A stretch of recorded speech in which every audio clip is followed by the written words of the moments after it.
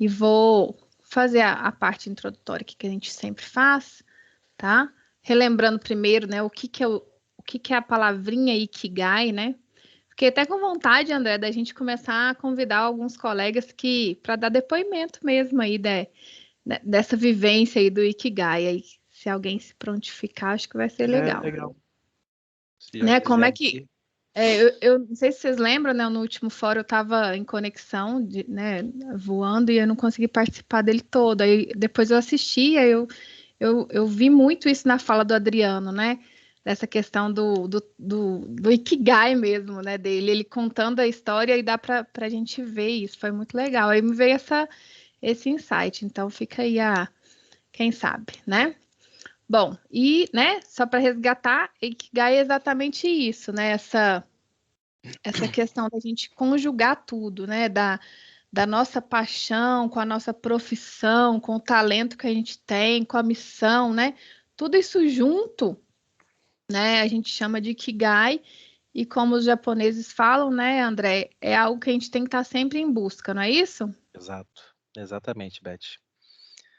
É uma coisa que a gente sempre faz uma análise se a gente está ainda, né? Se mudou o Ikigai, o nosso propósito, se a gente ainda está nele. Então, reflexão não falta para essa palavra, não. Isso, é muito a busca do autoconhecimento, né? Ajuda nesse sentido. Muito bom. Deixa eu ver se eu consigo passar. Consigo. E aí, só para a gente relembrar o que a gente teve aí nos últimos fóruns, né? Quem é que teve presente, então, de áreas, qual que é o tipo de dojo, qual cidade. Daqui a pouco a gente vai colocar o link aí para vocês fazerem essa nuvem ficar bem bonita. Aí, né, a dica é não, como fala? Não desmembre os votos, né? Tipo, por exemplo, Vitória e Vitória Espírito Santo. Então, né, a outra um com acento, outro sem acento. Então, dá isso. A fotinha final aí de quem conseguiu ficar até o final, né? Foi bem bacana. Quem não teve oportunidade, gente, igual eu, depois vejam lá no link a gravação. Foi muito bacana a participação aí do Adriano. Agradecer o Adriano mais uma vez. E deixar o convite para quem quiser, né, compartilhar sobre algum tema, né, André? A gente está aqui para aprender junto mesmo. E eu vou pedir para vocês, né? Vou deixar aqui o QR Code, ou pode acessar por aqui. Eu vou pegar como fala? O link, mandar para vocês. Vou pegar aqui. Eu bem me esqueci de uma coisa, gente. Deixa eu corrigir aqui meu ato falho. Esqueci de compartilhar meu compromisso de segurança com vocês hoje, que é seguir aí as orientações, né, relacionadas à prevenção da Covid, no meu caso, prevenção de reinfecção. Tô assustada, assim, com essa questão dessa outra onda, né, não sei se vocês viram, teve até uma mensagem agora há pouco aqui no pessoal do condomínio, que uma vizinha avisando que né, pedindo para o pessoal redobrar os cuidados, enfim. Gente, me dá só um minutinho, eu já vou mandar aqui enquanto vocês votam, tá? Eu já mando aqui.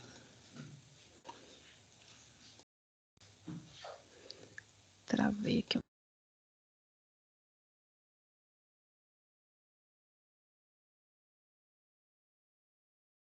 Eu acho que a Beth saiu, ou eu estou errado? Acho que ela vai voltar, gente. Pode ficar tranquila, ela vai voltar. Voltou.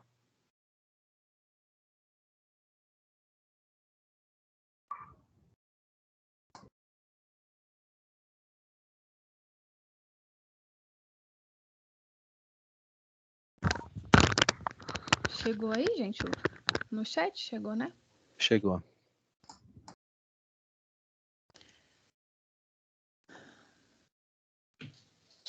Deixa eu votar. Isso, vamos votar, André. Deixa eu botar aqui também. De qual cidade você é? Eu vou falar de onde eu tô falando hoje, tá? Boa.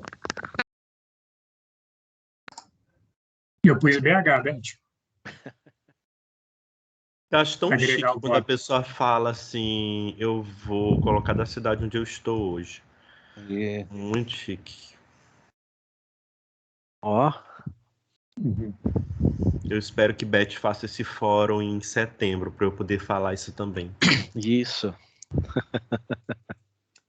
Porque eu sou desse, gente, eu sou exibido.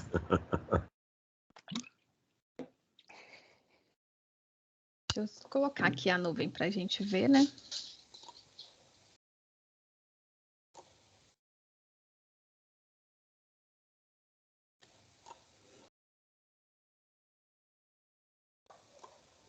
Tá saindo? Tá ficando assim, tá dando para ver? Uhum. Vou voltar aqui que eu preciso voltar também. Eu tava sem o celular aqui, eu fui buscar.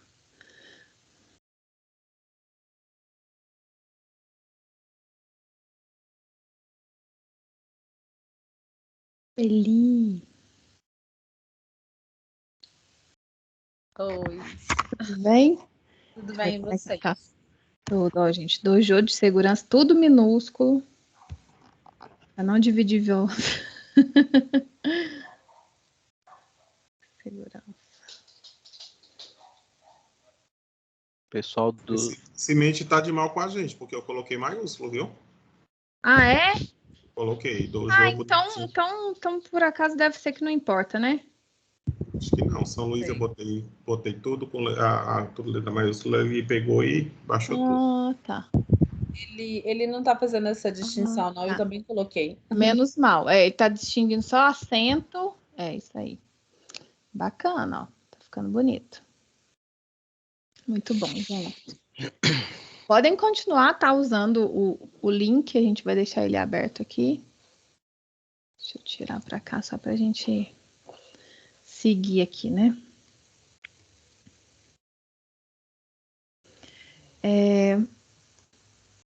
Quem, né, não teve oportunidade, quiser ver os últimos, né? Desde maio a gente tem feito aí os Ikigais.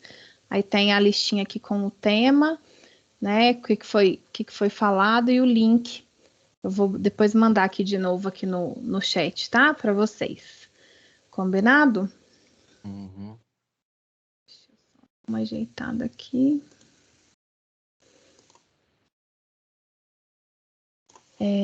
Aí, André, quero até ver sua cara. Peraí, que eu tenho que colocar na outra tela para ver sua cara. Sabe o que é, gente? É que assim, quem sabe faz ao vivo, né? Não é assim? Ah, ô louco, meu. E aí, o que acontece? A votação tá muito, muito, muito acirrada. E a gente vai, assim, quem não teve oportunidade ainda, eu vou colocar aqui o link.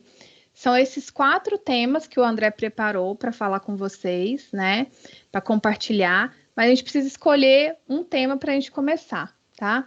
Então, esse aqui, né, é o QR Code do Você Decide, tá? Deixa eu colocar aqui na tela para vocês também no Votar de novo? Eu chat. já votei. Quem já votou, não precisa votar de novo, não. Eu acho que até dá, tá? Mas enfim, eu vou colocar como é que tá como é que fala? A votação para vocês verem que tá bem acirrado. Hoje de manhã eu compartilhei, Uhum. né? Mas tá uma coisa, ó, tá aí para votar. Quem já votou não consegue votar de novo, não consegue votar de novo, menos Não. mal. Não tá. Então, deixa eu colocar aqui para Quer vocês dar uma verem. forcinha aqui pro meu tema. Então, Então não adianta, Então, olha só para vocês verem. vamos lá, Beth. Tirar primeiro do modo apresentação. Olhem isso. O Nozukuri. A gente vai desempatar aqui, hein? Tem 58 votos. Tem mais um minutinho aí para votar. Quem quiser, tá? A gente vai ver a decisão ao vivo, viu, André? Eu acho que já tinha que congelar já, viu? Ganhei o tema aí, ganhei o tema. O tema tá aí, né? Ganhei o presente. Rapaz. Muito empatado. A gente teve 58 votos, olha que legal.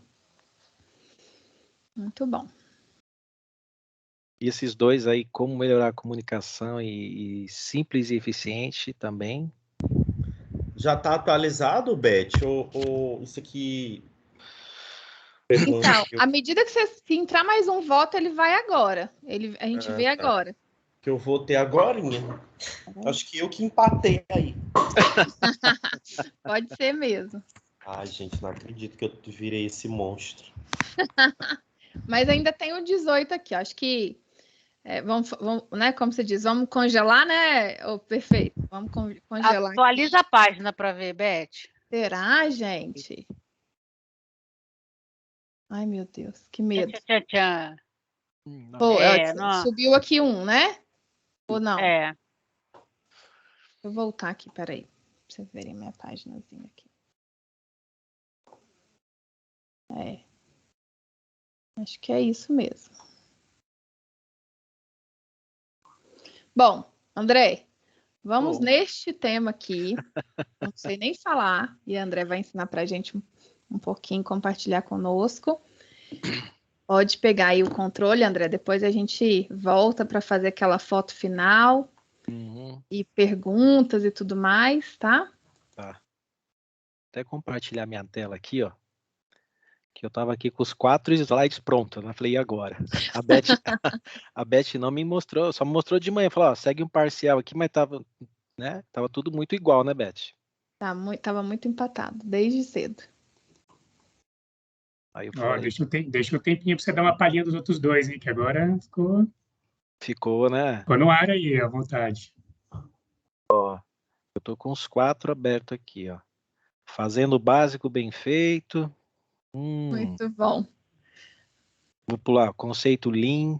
A gente colocou trabalho padrão em Kaizen, mas é conceito Lean, né? Aí o outro é o habilidades práticas técnicas de apresentação e oratória.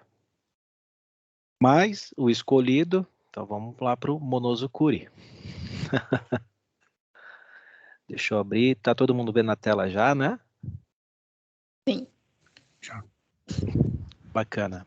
Beth, assim que se alguém fizer alguma pergunta, o pessoal que for chegando aí agora, né, esse treinamento aqui, eu gosto de falar sobre algumas coisas que são relacionadas ainda à Toyota, né, porque remete um pouco à minha experiência, mas ficam sempre à vontade de compartilhar alguma coisa. Eu vou fazer alguns momentos que a gente vai poder ter esse momento mais dinâmico, né, mas fiquem à vontade.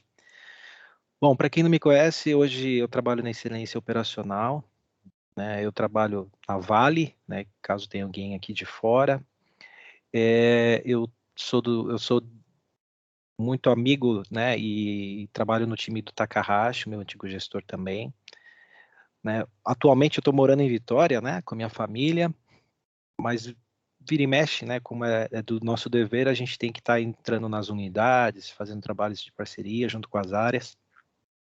Boa parte do que eu vou falar aqui em relação a Monozukuri, então eu já estou ensinando vocês a falar Monozukuri, tem a ver com o que realmente a gente faz no dia a dia. Vocês vão perceber, esse aqui é um treinamento voltado para gerenciadores, mas de fato isso aqui é para todo mundo, tá, gente? É que a Toyota, às vezes, ela quer incrementar algumas coisas, né? Mais pelo ponto de vista da hierarquia, mas isso aqui se estende para todos, tá bom? Então, primeiramente, sejam todos muito bem-vindos aqui. E, como eu falei, fiquem à vontade aí para compartilhar. Eu já vou entrar no assunto do que significa, porque aí vai ficar mais gostoso a gente poder entender já de cara o que é esse negócio de Monozukuri, né? Essa palavrinha japonesa que tanto chama a atenção. Não sei se vocês, quando votaram, pesquisaram para saber, né? Eu acredito que sim. Falei, bom, deixa eu dar uma pesquisada, porque vai que é um palavrão, né?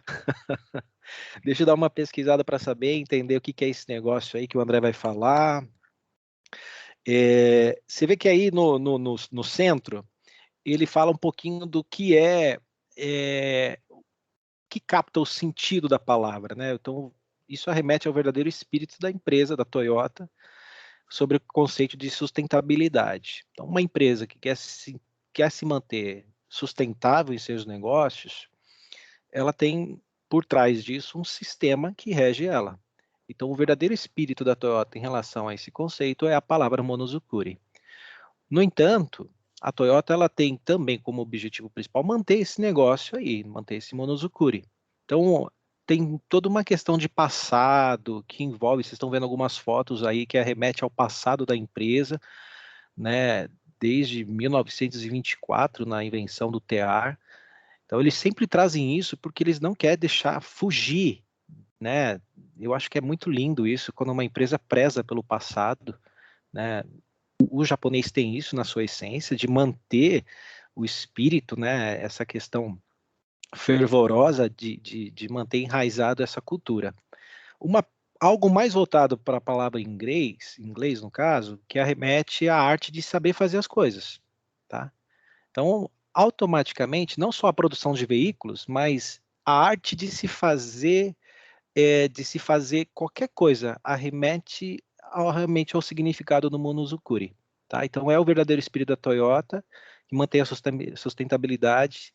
E aí nós vamos ver que não só a Toyota, mas vocês estão vendo alguns personagens. Eu não sei se dá para ver lá embaixo, né, a empresa, mas aí você está vendo a Panasonic, a Honda, a própria Toyota. São alguns personagens japoneses aí, uns carinha bonito aí, né, do passado. Mas, assim, que realmente tiveram esse espírito de saber produzir bons produtos. O Monozukuri, mais pela etimologia, o significado especial da palavra, vocês vão entender que o mono, né, ele significa coisa. E o zukuri, ou tsukuri, mas a gente fala zukuri, significa fazer. Isso está atrelado ao passado bem remoto, você está vendo que em espécie está relacionado à língua japonesa indígena, né? E descreve na sua essência, então eu vou aprofundar um pouquinho mais agora o significado, uma atitude sincera para se produzir com orgulho, habilidade e dedicação. Então, tudo que se faz, cara, isso na cultura japonesa é muito forte. O cara vai produzir qualquer tipo de produto, né? Eu até mostrei algumas vezes para alguns treinamentos, eu tive a experiência de ver pessoas fabricando doce. E quando você vê o sentimento que ela coloca para fazer um docinho de padaria naquilo, né? A forma brilhante, dedicada, orgulhosa, a pessoa se sente, né? E você vê a habilidade de se fazer aquilo, você vê que realmente ela tem esse espírito Monozukuri na sua essência. E também não deixa de ser importante, mas também é uma forma de se buscar inovação sempre, né? Sempre com o objetivo de se aperfeiçoar. E até mesmo, gente, acho que isso é importante falar, às vezes se desconsidera até a questão do lucro, né? Ou balanço. André, o que quer dizer isso? Não se pensa pelo ponto de vista do que vai ganhar. Simplesmente a pessoa é na sua essência, né? O outro detalhe extremamente importante, que essas pessoas são personagens, né, do passado, na cultura japonesa, mas não só no Japão, mas você vê isso muito, muito forte, enraizado em outras culturas já, tá? E eu acredito que aqui nós estamos falando com pessoas que também têm isso. Quando vai fazer qualquer atividade, faz com carinho, com dedicação, com orgulho, entende o propósito, sabe quanto isso vai contribuir para o alcance dos resultados da sua empresa, a qual você trabalha. Então, isso não deixa de ser, tá dentro do significado no Monozukuri. Então, assim, para fechar essa equação, né, o mono significa coisa, zukuri, fazer, então é fazer coisas, é uma arte de se fazer coisas. Não deixa de também estar atrelado a fazer o básico bem feito, né? Então, saber fazer aquilo que foi determinado a ser feito, né? E acho que esse é o ponto-chave aqui. Não que a gente não traga qualquer tipo de inovação, pelo contrário, o Kaizen está muito forte presente nisso, tá? Então, o Kaizen ele vai entrar também dentro dessa cultura aqui, nós vamos ver algumas coisinhas que arremete a Kaizen aqui. Então, eu saber fazer o básico bem feito, hoje eu estou vendo muito forte as pessoas falando de dojo, não só Vale, Toyota, Honda, muitas empresas estão aderindo à prática de dojo. E entende que para o dojo, ele traz o básico muito forte, é o fundamental, né? E tem que ser feito bem feito mesmo. Então, para clarificar um pouco mais, mas o básico, gente, sempre vai atrelar a algo sempre seguro, simples e que vise o sucesso, né? A Toyota ela trazia esses 3 S's aí, né? Não esquece o 4S mais S, o 5S. Isso aqui é um S voltado para o básico, né? O seguro, a gente pensar sempre pelo viés da segurança, da simplicidade, uma coisa que, mesmo que seja complexa, a gente consegue simplificar para que qualquer pessoa possa fazer e que esteja atrelado a isso o sucesso. E o sucesso, ele repercute no método, né? Sem sobrecarga, sem muri, né? Sem oscilação, desbalanceamento, né? Que é o murar, e sem desperdício, que é o mudar. Tá? Então, isso torna realmente algo, né, dentro desse Monozukuri, né, e a gente já explicando sobre essa questão desses S's aí, algo mais voltado para o básico.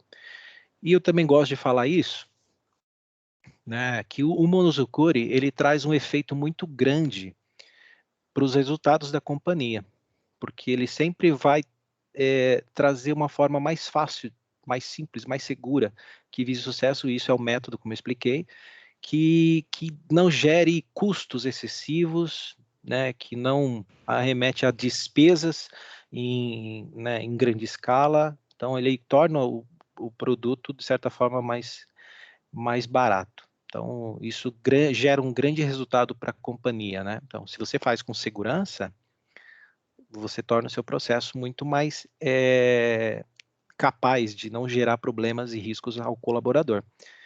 A mesma coisa acontece com a simplicidade e também sobre a questão do sucesso.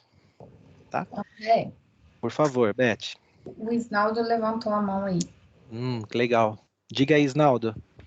E André, tudo bem? Tudo jóia. Boa noite, cara. Para o restante da turma também. Eu acho bem interessante essas considerações, esses temas que a gente discute aqui, né, que a gente traz. Eu estou falando isso porque, desde que eu entrei na Vale, a gente tem um movimento muito forte, onde a gente fala muito sobre a questão do 5S, né? Na verdade, eu entendo que é a base de qualquer programa de qualidade que a gente pensa em implementar, pelo menos hoje, dentro da companhia, né? Acho que se a gente não fortalecer a cultura do 5S, a gente não consegue, cara. Na verdade, não é nem que a gente não consegue. A gente até consegue, topa goela down, fazer as coisas. Mas eu falo com naturalidade, fazendo com que isso realmente esteja enraizado na cultura. E eu acho que isso está muito associado a essa mudança que a Vale fez no propósito, sabe? Eu gosto muito dessa narrativa cultural, dessa revisão que a gente teve, dessa narrativa cultural, falando sobre a questão de propósito, porque a cultura oriental, ela é uma cultura que, na verdade, você já trabalha com, digamos assim, você já trabalha desde criança, vamos dizer assim. Como é que a gente consegue fazer isso numa cultura ocidental onde a gente está falando com adultos, né? Então, assim, eu acho que o Dojo nos ajuda muito nesse sentido. E eu estou trazendo, porque, assim, a nossa cultura é uma cultura que você precisa vivenciar a experiência, aprender na prática para você poder internalizar, né? Pelo menos é isso que, na maioria das vezes, eu tenho, as minhas experiências têm me trazido. Digo isso porque eu também atuei como professor. Na verdade, ainda sou professor porque dou aula de culinária, né? Larguei a vida acadêmica e fui dar aula de culinária. Mas o fato é que, assim, eu vejo que dentro da Vale a gente tem um desafio muito grande quando a gente fala sobre esses, né, sobre esses termos, digamos assim, da cultura oriental, sobre esses programas, quando a gente vai falar muito sobre isso.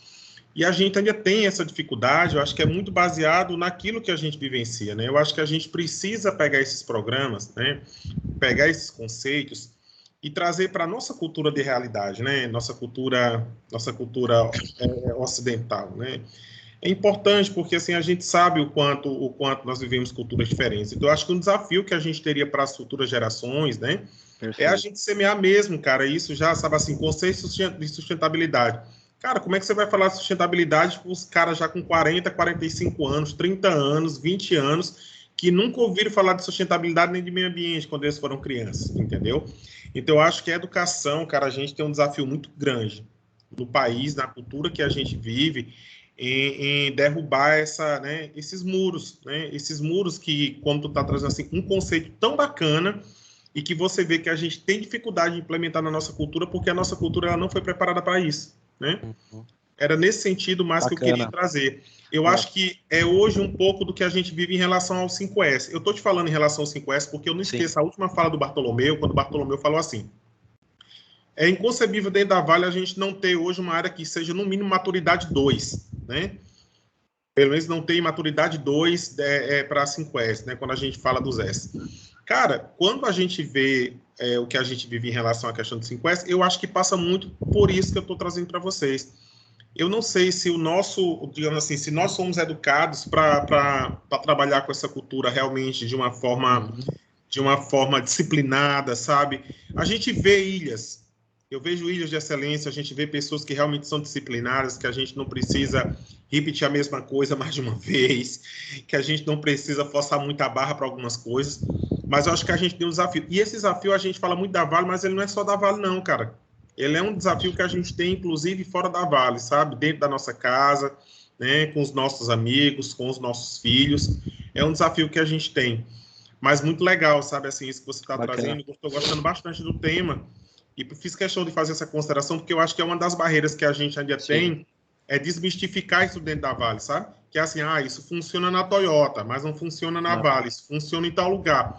Eu acho que, assim, igual nunca vai ser. Você pegar um programa, trazer de um lugar e trazer para o outro, acho que você não consegue.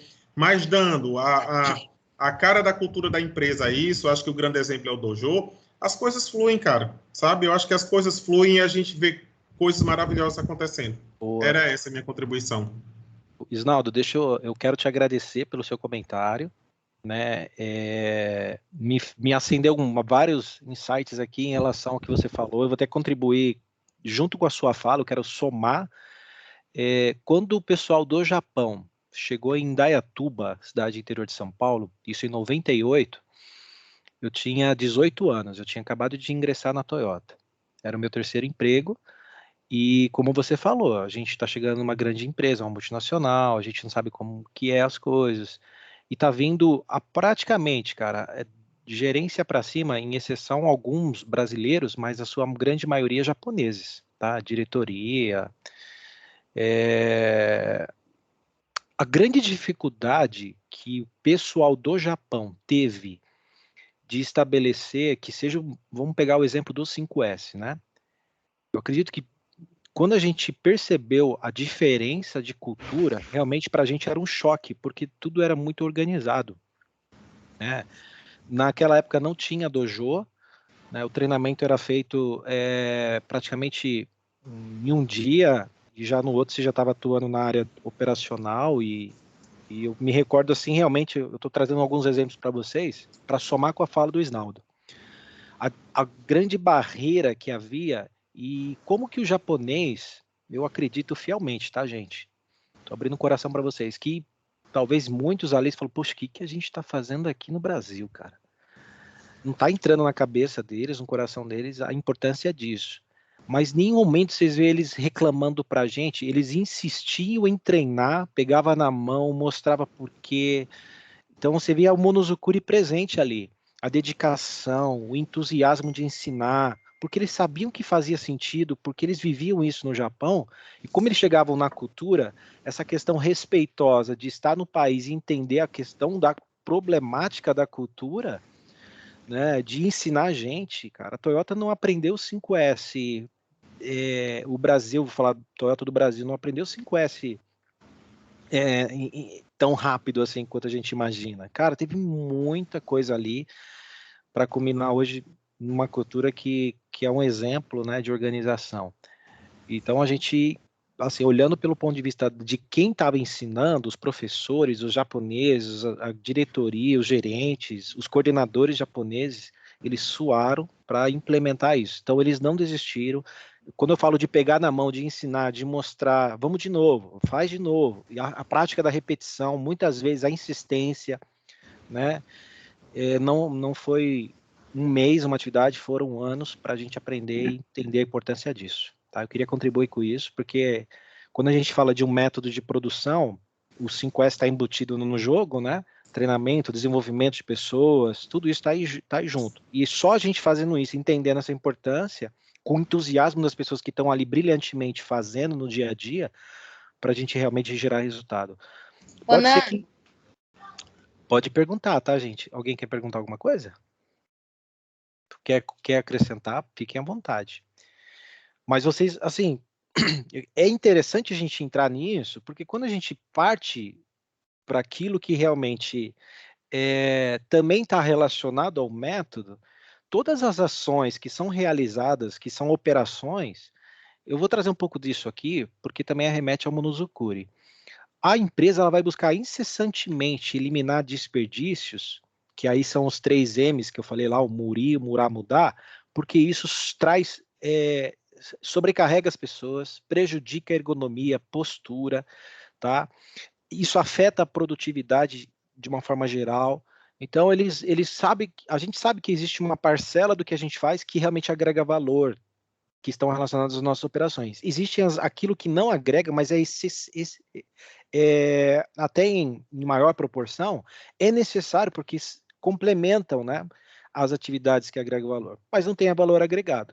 Mas uma grande parte disso é murir, murar, e a sua grande maioria mudar. Isso às vezes está até escondido. E não só porque representativamente estou jogando na tela aí questão financeira, mas isso afeta demais o básico, né? A forma que é executado, o método. Tanto que a aplicabilidade desse conceito, eu estou pegando um exemplo aqui de manutenção dentro de atividades administrativas, a ideia principal, quando vocês olham para esse slide, é que tudo deveria ser dentro do prazo, sem problema, com as pessoas com a expertise necessária, né, com capacidade, com conhecimento, atividades totalmente padronizadas, sem nenhuma interrupção. Objetivos claros, direcionamentos claros, todo mundo sabendo fazer, com padrão, isso seria o mundo ideal, né? Com André, você atendendo ao cliente, por favor. Uma outra coisa importante nisso que tu está trazendo para a gente, né? Eu acho que é rico a gente comentar, só para não perder aqui a fala, é o seguinte, cara, a nossa cultura, mais uma vez, né, falando de cultura, a nossa cultura é uma cultura extremamente baseada em execução, né? É o fazer já. A gente investe muito pouco em planejamento, né? E assim... Imediatista, né? Exatamente, a gente investe muito pouco em planejamento. E uma outra coisa que tu falasse agora sobre imediatismo, eu já ia chegar nesse ponto. Nós queremos resultado em pouco tempo, né? Existe uma cobrança muito grande por resultado em pouco tempo. E eu sempre falo que resultados sustentáveis requer justamente essa evolução que a gente hoje vê dentro do VPS, né? Eu acho que quem despertou para isso, né, olhar o VPS com olhar de maturidades, ele teve né, foi uma coisa muito bacana, que antigamente, quem conhece o VPS um pouquinho mais lá atrás, essa régua não era uma régua como a gente tem hoje, não, sabe? Então, assim, eu acho muito bacana essa pegada do VPS hoje implementado por maturidade. E uma coisa que eu queria compartilhar com vocês, né, a respeito disso, é que a gente tem um exercício dentro do jogo de segurança, aí os demais podem até despertar, que ele começa quebrando um paradigma, né, daquilo que a gente vê na área, né? Que é aquela atividade, Beth, da gente olhar para aquelas figurinhas sem anotar nada e refletir sobre os cenários de risco que estão ali. O que é que a gente sente? Eu sinto em todos os participantes das turmas que eu faço. Cara, a turma quer olhar e quer anotar. Eu falei, gente... É só para olhar, ninguém precisa anotar. É tanto que eu nem entrego o papelzinho para eles, porque se eu entregar, eles olham e anotam. Apesar que é uma coisa bem rápida ali, né? Fica 30 segundos, 1 minuto no máximo. E assim, a gente está falando disso, cara, porque é o que acontece na área, né? Quando a gente vai ver ainda a investigação de eventos, de acidentes que tem. É um fazendo a RT, ou a PTS, as documentações de segurança, e o resto preparando a atividade, já iniciando a execução, entendeu? Como uma forma de ganhar tempo, quando, na verdade, a gente precisa desse momento, né? O que eu sempre falo para os meus, precisa desse momento, cara, de olhar para o cenário, avaliar risco, compartilhar com todos que estão envolvidos. Então, é como eu estou te falando, isso é uma coisa que eu acho que nós estamos fazendo, nós estamos transformando a Vale nesse sentido, sabe? Sendo bem sincero. Eu acho esse time todo que está envolvido na implementação desse dojo guerreiros, sabe? Às vezes eu saio do treinamento, eu chego no treinamento assim, muito, muito preocupado, né? Às vezes com o nível dos nossos empregados que estão ali dentro, e eu saio feliz pelo trabalho que nós estamos fazendo, porque assim, nós semeamos depois ao final do dia alguma coisa. E o mais legal é às vezes a gente receber a nossa mensagem lá no WhatsApp, sabe? Que os meninos às vezes têm uma certa timidez para falar, mas a gente deixa nosso contato, eles mandam mensagem para a gente, o outro pede um slide que viu no treinamento, sabe? Então, assim, é ver que nós estamos plantando essa sementinha, sabe? E isso me enche de orgulho em estar junto com vocês nessa empreitada. Show de bola. O ponto bacana é que, como vocês estão vendo aí na tela, né, remete ao parte do que o Isnaldo comentou, quando a gente foca no treinamento, a gente está capacitando as pessoas, você está fortalecendo a questão da segurança, o cuidado ativo, nos dojos técnicos você está preparando eles no sentido de capacidade técnica de execução. Então, quando você trilha isso, né, dentro seja do Work Life, Roadmap, trilha de capacitação, o próprio, né, cada empresa, né, não sei se tem pessoas de outras empresas aqui, mas cada empresa tem uma forma, né, de trazer essa trilha técnica de capacidade das pessoas, mas quando a gente faz isso, a gente garante que o cliente, tá, gente, eu vou trazer esse ponto do cliente, ele seja atendido da melhor forma, com um lead time, né, menor tempo possível, você entregar para ele um produto com excelência, onde as pessoas não sofreram acidente e que realmente satisfaça essas expectativas. Porém, aí eu tenho que falar do outro, geralmente há muitas falhas nas questões internas, nos métodos, onde eu vou citar algumas, falta de direcionamentos, as atividades não estão claras, as pessoas não têm habilidade, existem infinitos desperdícios, né? Há uma infinidade de processos despadronizados, isso gera problemas na execução, retrabalhos, problemas de qualidade, excesso de reuniões para realinhar as coisas, ajustes, e isso vai só fazendo com que haja atrasos e eles vão se aumentando com o passar do tempo, e isso afeta na entrega, ou seja, na insatisfação do próprio cliente. Tá? Então, assim, a aplicabilidade dos conceitos que a gente está trazendo aqui, quando a gente tem um Monozukuri, a gente vai trabalhar sempre voltado para o cliente. Tem uma coisa que é bacana, isso não é só cultural, né? Minha família é de portugueses, trabalho com comércio, eu vi isso nos meus avós, nos meus pais, tios, a família toda é de comerciante. Começamos em estado de São Paulo, eu já fui também. Tudo que se fazia era pensando no cliente, e tudo que se fazia era, né, com tanta dedicação. Eu vi isso todo dia, eu vejo isso em muitas pessoas dentro, hoje, como eu falei, trabalho na Vale, vejo isso dentro da Vale, faz com carinho, com dedicação, porque é como se fosse fazer para um parente, para um amigo, faz com amor. E quando a gente coloca experiência, coloca habilidade, coloca um padrão, né, como se fosse esses temperos, né, são condicionantes, a gente vai atender as expectativas do cliente. Tá? Então, de novo, o Monozukuri presente aqui nesse slide nosso. Dando sequência, gente, tá? O outro slide, deixa eu voltar com o outro aí. Eu quero entrar aqui para falar, eu não sei se alguns já viram ou se não viram, eu quero trazer um vídeo aqui. Vocês estão vendo de fundo aí, é uma partida, vou só brifar vocês aqui, né? Esse aqui é uma partida de futebol entre o Tottenham e o Olympiacos. No fundo da tela, o técnico do Tottenham, que é o Mourinho, né? Uma pessoa muito conhecida nesse meio. Ele está falando algumas coisas importantes, vocês vão ver aqui, ele vai falar, a tradução está em espanhol, não achei esse vídeo em português, peço desculpas, mas eu estou só trazendo para vocês um pouquinho do que vai acontecer. Durante a partida, ele vai falar de algumas coisas relacionadas a um personagem. Mas antes de eu falar do personagem, e eu vou falar isso durante o vídeo, todo time de futebol é composto por vários personagens. Me ajudem aí. Quando se fala de futebol, quem são os personagens que vocês se lembram? Que arremete ao time, ou a gente fala muito de futebol hoje é uma empresa. Quem que vocês pensam quando fala do contexto relacionado a futebol? Vamos lá. Me ajudem aí. Desde os jogadores. Jogadores, quem mais? Eu sou referência. Só referência não, viu? Para falar de futebol, não. Jogadores, quem mais? Goleiro. Camisa 10 para fazer gol lá na frente. É o camisa 10. Quem E o mais? técnico, né? Treinador, massagista. Fisioterapeuta. Torcida é importante? Torcida? Com certeza. Aquele que pega a bola, Gandula. Se for a torcida do meu time, talvez a gente... Vou até esquecer de falar do meu time aqui, né? Mas se for do Flamengo aqui, talvez... A torcida com certeza é importante. Tratando de uma empresa, tem todo o sistema administrativo, né, por trás. Sistema administrativo, o dirigente, a comissão técnica, o presidente do clube, né? Cara, tem muita gente envolvida, né? Mas, cara, vocês falaram de todo mundo.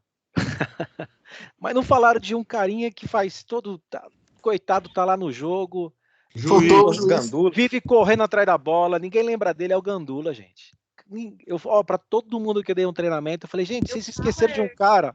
Você falou? falei também, André. Desculpa. André. Não tô ouvindo direito, então. Faltou o juiz. O juiz, É porque o juiz faz raiva. O juiz dá raiva. O Gandula, obrigado vocês que falaram. O Gandula é um personagem intrínseco, cara. Eu fico observando alguns que demora para jogar bola, outros que correm depois que a bola sai. Mas esse cara aqui, ele fez a diferença. E detalhe, o José Mourinho, ele vai falar assim, olha, quando eu tinha a idade aqui entre 10 e 15 anos, eu já fui Gandula também, cara. Então eu sei o que é ser um bom Gandula. Vamos ver um pouquinho o vídeo.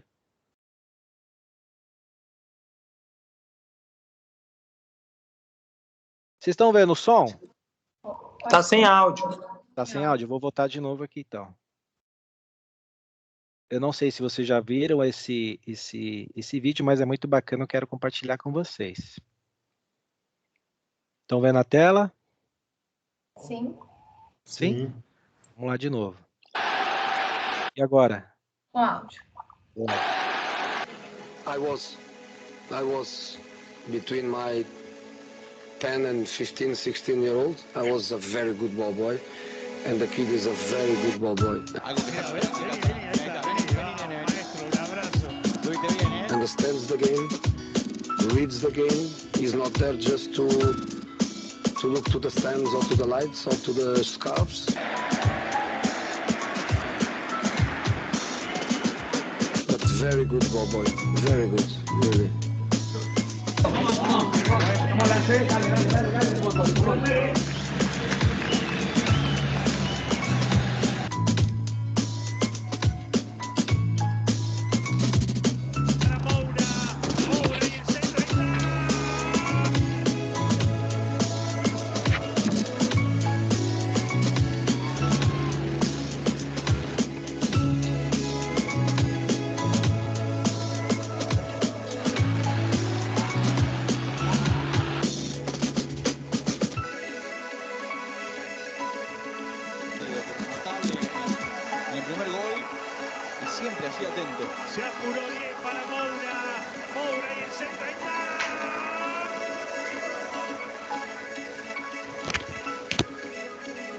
Vou fazer uma pausa aqui, ó. O que vocês viram de diferente nesse Gandula aí? Olhar atento, né? Olhar atento. Brilho. O que esse cara fez? Ele participou da jogada ou não? A agilidade dele fez toda a diferença. A agilidade desse menino aí, ele foi o 12º jogador lá de fora, né? Camila chegou. Vamos lá, vou continuar aqui, ó.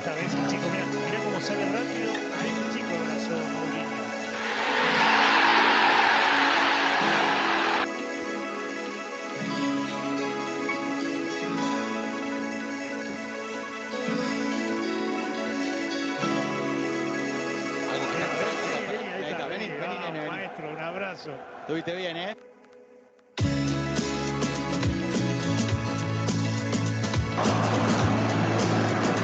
Centro de Leali, Orié, golazo. Vélez, 60 millones de euros. El centro de Eriksen, gol de Kane. Tenía que seguirlo por afuera, no lo siguió y Tottenham lo da.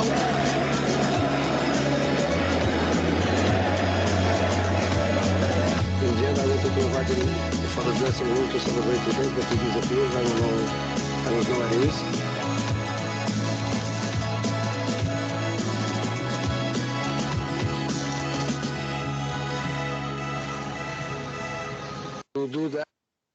Bom, o que a gente percebe aí?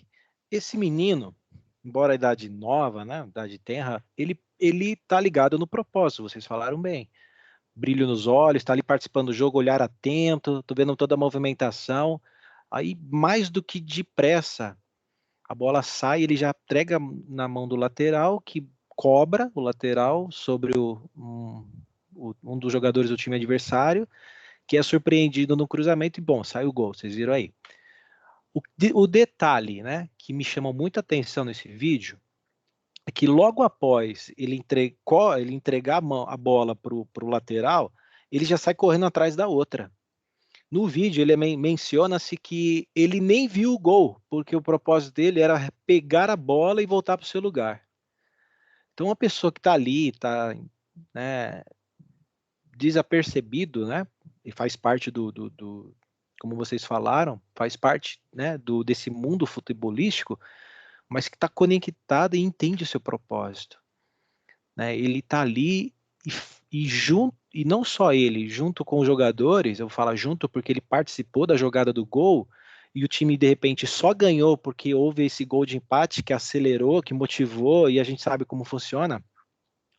Quando o jogo tá difícil, tá perdendo, e um gol de empate como faz a diferença, né, né, e leva o seu clube, o seu time né, a questão do resultado, né, a gente entende realmente a importância dessa pessoa dentro desse espírito de Monozukuri, mas é um gandula, cara, não interessa, ele entende seu papel.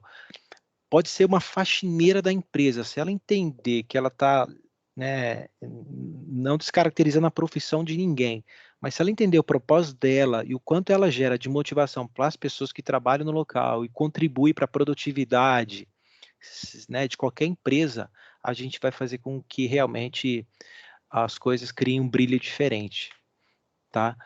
Eu falo de coração aberto para vocês. Um dos maiores, a gente está falando dentro do ambiente de treinamento, né, talvez muitos aqui trabalhem com isso.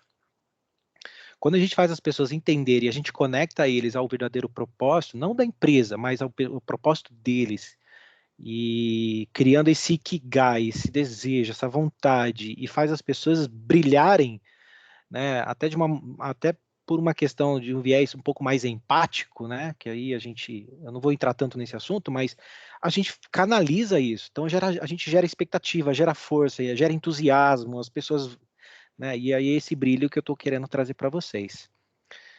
André, por favor, Beth. A Sueli levantou a mãozinha aí. Boa, eu queria ver a Sueli, tava com saudade de ouvir ela. Vamos lá, Sueli. Me ajuda a te ajudar, como diz um amigo meu. Eu tô em todas, né? Todas e todos os ikigai sempre. É porque você falou aí, veio um flash na minha mente. Há um tempo atrás, eu vi uma apresentação e chamou muito minha atenção, encaixa perfeitamente, eu gostaria de compartilhar com vocês. Quando a NASA estava se preparando, né, para mandar o primeiro foguete, e aí, assim, aquela movimentação gigantesca, né? Porque seria o evento. E eu não me esqueço dessa história. Eu acho também que vale a pena compartilhar. Toda aquela, né, várias pessoas sendo entrevistadas, pessoas muito importantes, engenheiros, né? Vários outros colegas profissionais, né? Que participaram diretamente. E aí, em determinado momento, o repórter resolveu fazer uma pergunta para uma colega que estava, não uma faxineira, mas uma colega que estava lá fazendo a limpeza, e aquela movimentação absurda, e o repórter chegou para ela e perguntou assim, olha, de que forma você está participando desse evento, você entende o que está acontecendo aqui, o que você está fazendo aqui, qual que é o seu papel aqui, né?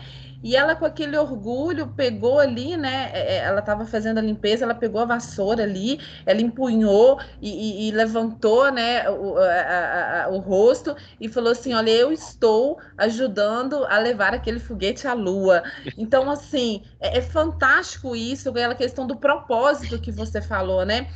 Todos os dias, todos os dias que eu ministro treinamento no Dojo de Segurança, quando eu estou lá apresentando a elipse do Aprendendo Juntos, eu sempre reforço o nosso propósito e eu falo assim, gente, é melhorar a vida e transformar o futuro juntos, né? Tá até em negrito, isso não é à toa, isso não é em vão. Quando nós entendemos isso faz sentido, e nenhum dia é igual ao outro. Então, você falou aí, deu esse insight aqui, eu falei assim, olha, cada um tem um papel e uma responsabilidade, e não importa o que cada um faça, né? É a frase lá do Dojo, né? O importante é sempre buscar um trabalho seguro. Então, show de bola, só contribuindo aí, tá? Muito fantástico, bom. Tem mais gente com mãozinha levantada. Agora pegou, vamos lá, gente. Quem quer, fica à vontade, quem quer falar agora? Vou aqui na sequência. Boa, vamos lá, Rodrigo, perfeito. Nossa, olha, né, a cabeça fica borbulhando, né? Mas um ponto, uma conexão que eu fiz aqui é com o conceito da pirâmide invertida, né? Sim. Porque eu penso que para exercer a pirâmide invertida, né, no sentido de quem dá o apoio, né, dá o suporte para que quem está no front, né, na frente, faça acontecer, essas pessoas elas precisam incorporar esse princípio, né? Porque senão a pirâmide talvez ela não se inverta, né? Porque se ele não entender que o propósito dele é trabalhar para criar a condição, né? Dar a condição para quem aperta o parafuso, para quem opera o equipamento, talvez esse é o elemento da viradinha de chave, exatamente. A fazer as conexões, isso aí. Isso aí. Esse é o ponto chave. Quem mais, Beth? Maria. Boa noite, Antônio. André, eu conectei aqui quando você trouxe aí a questão da importância do propósito, de conhecer, de você estar ali conectado com o propósito da sua atividade, e trazendo a fala aí que o nosso colega anterior já disse, da dificuldade da gente ensinar isso para adultos, né, na nossa área hoje, eu conectei muito com a educação da andragogia, o método andragógico, né? Porque para você conseguir que um adulto aprenda um determinado assunto, seja dentro de que área for, é preciso você despertar o interesse dele, fazer ele entender o porquê que precisa ser feito aquilo. E aí se encaixa bem o propósito, né? Eu acho que o caminho é por aí mesmo, a gente... trazendo eles para dentro, ter essa visão do propósito deles, a gente consegue aí disseminar esse conhecimento. Muito obrigado. Mais alguém, gente? Muito obrigado pelo seu... Fernanda. Oi. Boa noite. Boa noite, Fernanda. Então, André... André... agora eu lembrei de você. Você é a pessoa que tem a voz bonita. Que eu vou fazer o Dojo da liderança que eu falei. Então, vocês falando sobre trabalho, sentido, propósito, eu lembrei muito, assim, quando eu vou trabalhar, que a gente estuda toda uma teoria, eu fico pensando assim, gente, todo mundo quer trabalhar, em algum momento da vida tá ali, a gente vive numa coletividade que, trazendo um pouquinho de história, como que o trabalho ele tem que fazer sentido, por mais menor que a gente julgue, ou maior, né? E aí a gente vai desde o cara lá que martela o prego, aquele cara que planta o feijão, que faz parte da nossa alimentação, que faz parte de toda uma cadeia. E assim, quando a gente conversa com trabalhadores de diversos graus de entendimento, de diversas funções, a gente vê o quanto que aquilo é importante para ele. Por mais que a gente reclame da rotina, reclame de salário, reclame de condições, eu acho muito interessante como aquilo sempre faz sentido no que ele faz. E às vezes ele não consegue ter essa grandiosidade da cadeia, que eu acho que é uma coisa muito legal que a gente está falando hoje, né? Da importância de cada um, inclusive coletivamente para a sociedade. É interessante, como o mínimo que seja, a pessoa ver um propósito naquilo que ele está fazendo. Muitos não têm essa clareza, mas assim, muitos trabalhadores a gente percebe, principalmente eu trabalho atualmente com obras de construção, quando você pergunta assim, o que você está fazendo? Quando ele consegue falar do todo, que aquilo vai fazer parte de uma coisa muito maior, eu fico assim, até emocionada mesmo, porque a gente vê o que é o sentido no trabalho, no sentido da pessoa naquilo, inclusive para ser produtiva, para ter o que proporcionar para a família, e um sentido mesmo bem social e coletivo. Sim. A gente acaba valorizando as pessoas, né, cara? Independente do ambiente que está inserido. É bonito. Fantástico. Cara, tá muito legal o Ikigai hoje, vocês estão participando, tá muito legal. Ó, Isnaldo também tá com a mãozinha levantada aí. Deixa eu complementar aqui, que eu fui ali botar água para minhas meninas. Muito legal o que a Fernanda falou agora, viu, Fernanda? Muito legal mesmo. Uma outra coisa que eu acho que vocês, inclusive, eu estava olhando aqui nos temas que vocês discutiram, né?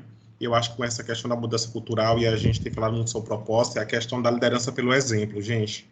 Eu acho que na nossa cultura, a liderança pelo exemplo, ela tem um papel importantíssimo.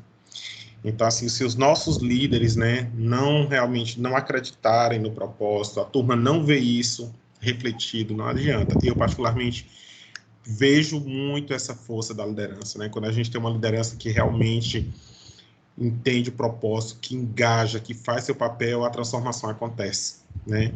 Então, eu, particularmente, eu vejo que a questão da liderança pelo exemplo, né, a questão do propósito, elas caminham juntos ali, sabe, cara? Isso é uma coisa muito próxima, né? É uma linha muito tênue, que não nem se separa, né? Essas duas coisas, na verdade, elas se complementam. Era só isso que eu queria falar. Valeu, André. Obrigado. Eu que agradeço. Bom, gente, eu vou contar a história de um case de sucesso momentâneo. Acho que você já deve conhecer muitas pessoas que já empreenderam e momentaneamente, até empolgadas, diante pode ser de qualquer situação, né? Talvez deixaram de valorizar alguma etapa e, né, infelizmente, algumas empresas acabam não sustentando o sucesso. Sucesso tem várias definições, né? Eu entendo que muitas vezes para vocês aqui, sucesso tem sido treinar pessoas, ajudar pessoas, isso também é um sucesso incrível, porque vocês vão ser lembrados, né? E só o fato da gente ser lembrado por pessoas, isso já nos dignifica de alguma forma. Eu estava até brincando com o pessoal, eles estavam vendo umas imagens, eu estava mexendo alguns slides hoje lá na empresa. Aí o cara viu uma imagem e falei, rapaz, isso aí é antigo, né? Eu falei, mas rapaz, tá me chamando de velho? Você não conhece isso aqui, não? Não, nunca vi. Então eu vou mostrar com vocês aqui, me ajudem a falar disso, tá? O pessoal um pouco mais antigo igual eu. Vocês se lembram desse tênis? Ou já tiveram algum? Que chute, né? Que chute. Tinha toda uma questão, né? A gente queria ter o outro. Olha aí, que lindo. Vocês já tiveram Bamba, gente? Eu tenho uma vaga lembrança que eu já tive Bamba, sabe, André? Uma vaga lembrança. Gente, que chute é o novo All-Star. Gente, isso aqui foi uma febre nacional de 78 a 85. Só para arremeter valores, isso vendeu 9 milhões de pares anualmente e atendeu cerca de 10% da população brasileira na sua época. Foi um sucesso, cara. Eu andei com muito chute, porque para mim era um tênis e também era uma chuteira. E aí, como o nosso amigo Rodrigo falou, o negócio era amarrar na canela, entendeu? Tinha até eu vi até um tutorial de como ensinar as pessoas a amarrar o chute. Primeira fase aí que vocês estão vendo é colocar o tênis, aí tinha que puxar bem os cadarços, né? Você daria um primeiro nó cego, e com os 6,38 metros aproximado do que sobrava de cadarço, você dava 8 voltas na canela. Se você tinha a canela mais fina, você dava até 10. Aí depois dava mais um nó cego, fazia 2 orelhinhas, né? Ou colocava para dentro da chuteira e pronto. Era sair, fazer 3 gols e pedir música no Fantástico. Eu sei que arremete ao passado, mas, cara, isso aqui foi uma sensação na época, né? A pessoa colocava isso aqui no pé e já se inspirava em algum jogador, né, de time. Eu estou falando isso porque eu falo, né, a sensação que eu tive quando eu vesti na minha época a chuteira, o tênis, o Bamba, né? Isso em São Paulo era uma febre, né? Tem outras febres nos dias de hoje, mas realmente isso aqui marcou a nossa época. Só que foi momentâneo. E muitas vezes o que não se sustenta, infelizmente, sem melhoria não tem evolução, né? Eu peguei uma frase do Taishono que fala do aspecto do padrão, não pode haver melhoria, mas, cara, sem melhoria também não tem evolução. E algumas coisas, às vezes, precisam ser melhoradas, tá? Eu vou falar do aspecto do Quixote. Não estou dizendo que ele não atendia um público, né? Quem não tinha, de repente, um dinheiro de comprar uma chuteira, embora na época eu não me lembro de Nike, né? Eu me lembro da Topper, né? Adidas. O Rodrigo, me ajuda aí, cara. Eu não sei qual que você colocou, se era só Quixote como o André aqui. Você teve algumas Quixote eu só vi nas fotos, viu, André? Tô brincando, usei bastante. Topper também. Topper, então, tinha várias assim que a gente se lembra, né? Mas que, de repente, nessas empresas, elas não se sustentaram pelo aspecto da melhoria, tá? Eu estou trazendo o viés do Kaizen, né?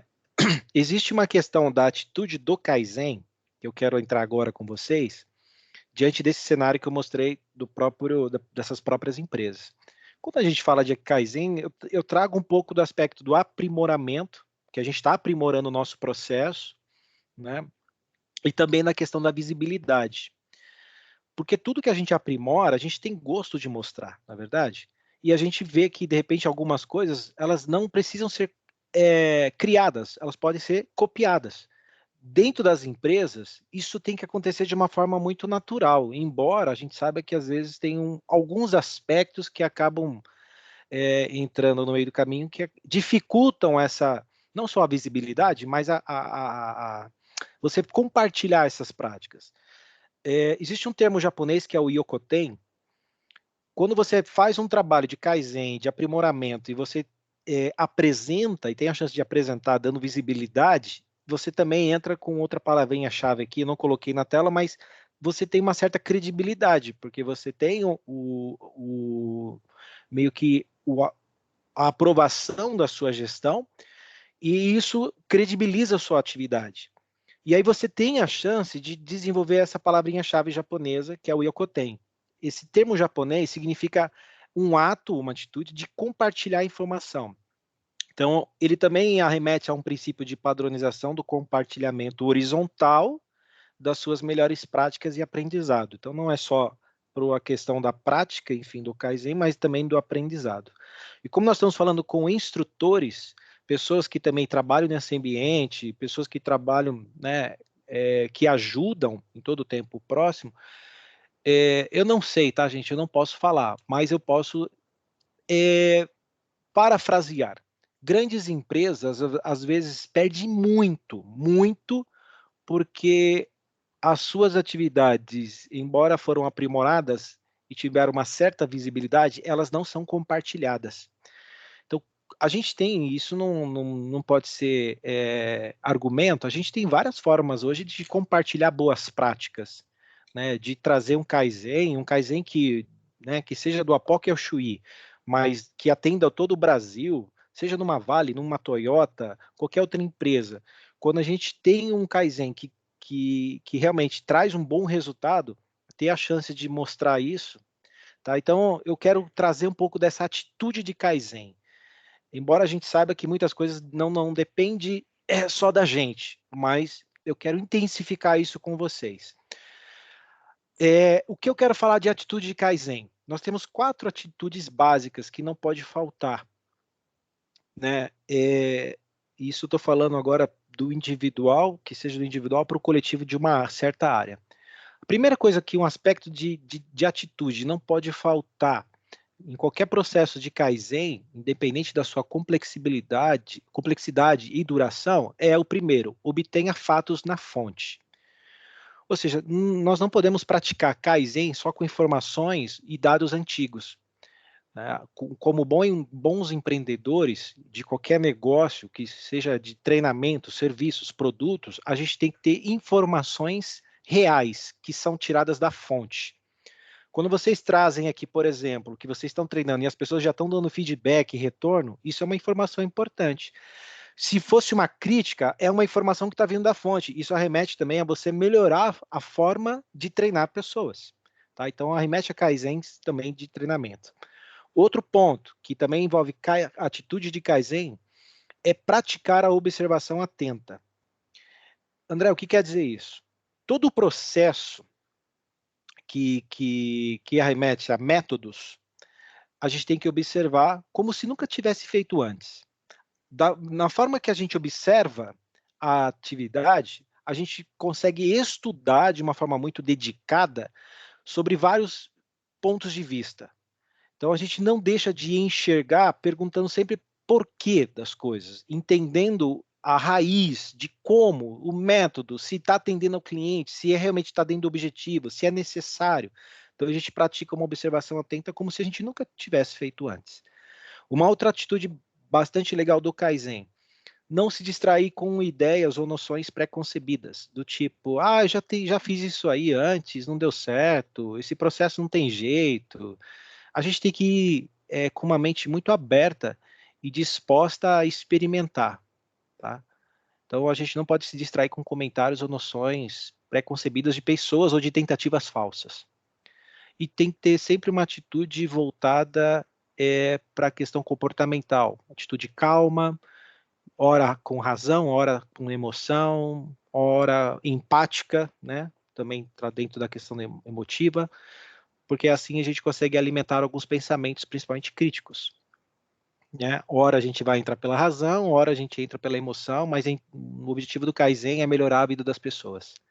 Então essas atitudes Kaizens não pode faltar. O outro ponto, a gente não esquece que os pilares do Kaizen, aí como vocês já falaram, né? Aqui, 4S mais S, né? O próprio 5S, mais os 3 MUs, né? O Muri, Mura, Mudar, e o trabalho padronizado, ou seja, que arremete aos 3 elementos: tempo, sequência, né, sequência lógica, passo a passo, e estoque padrão. Com isso intrínseco no meu processo, eu consigo melhorar e desenvolver Kaizens. Bom, gente, quando a gente entende isso, aí eu queria trazer um pouco mais da noção voltada para esse ambiente que a gente está tratando de melhoria, de método. E aqui é um conceito mais de curiosidade. A gente ouve muito a palavra Gemba, Genchi Genbutsu. Não é um conceito da Toyota, é uma metodologia que eles chamam de 5Gs, que é uma metodologia japonesa também. Mas é bom a gente entender alguns conceitos que vão ajudar vocês no dia a dia, seja em práticas de treinamento em dojo, em áreas operacionais, treinamentos administrativos, em qualquer atividade, seja fazendo gestão de pessoas, produzindo. Quando a gente fala, por exemplo, o termo Gemba, isso se refere ao local onde estão acontecendo as coisas, onde os problemas acontecem. De fato, isso é Gemba. Tá? Genbutsu, aí quando eu falo, a pessoa chega para mim e fala, André, eu vou lá no Gemba fazer Genchi Genbutsu. Eu estou entendendo que essa pessoa vai lá para fazer uma análise, um exame, uma pesquisa de tudo que está envolvido em relação ao problema ocorrido. Tá? Quando ela faz o Genchi Genbutsu, que muitas vezes a gente atrela a palavra ver com os pés, né? Não é só estar lá, né? Não é só ir lá ver, não é só estar no local, mas é ir trazer, começar a alimentar algumas coisas que tem a ver com a próxima palavra que eu vou falar aí agora. Mas é aí estar com o objetivo de examinar, de ir a fundo, né? Mais pelo conceito da pesquisa.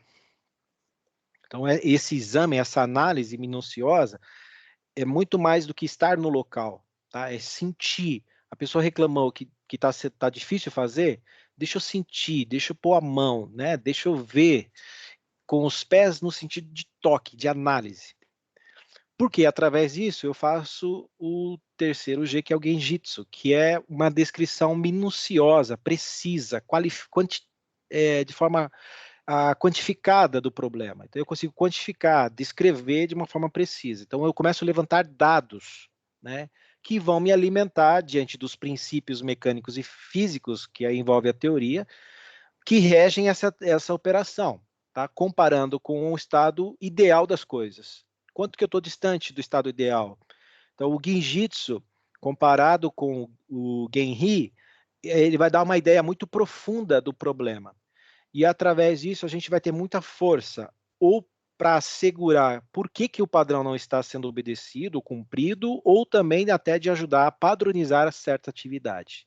Tá? Então, essas fontes estão relacionadas ao 5G. Isso se você colocar 5G Gemba, o Genbutsu no Google, vai dar um monte de material lá como fonte de pesquisa. Mas isso associado ao que nós estamos falando hoje, eu queria aprofundar um pouquinho nessa questão realmente de desenvolver um método com uma implicação mais comportamental, um viés mais comportamental, de fazer isso com monozukuri, tá? Com a sensação de dedicação, de ir a fundo, né? De fazer pesquisas entendendo a situação, tá? Então, não tem como não dizer que isso está atrelado ao monozukuri.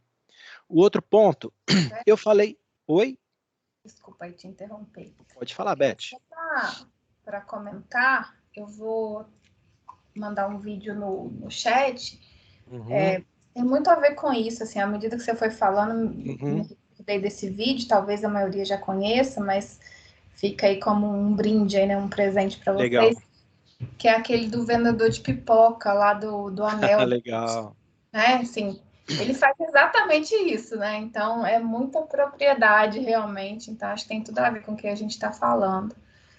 E tem também o caso de insucesso, né, do outro colega, que vem na sequência. Então, quem quiser depois aí, eu vou subir o vídeo aí no chat. Bacana.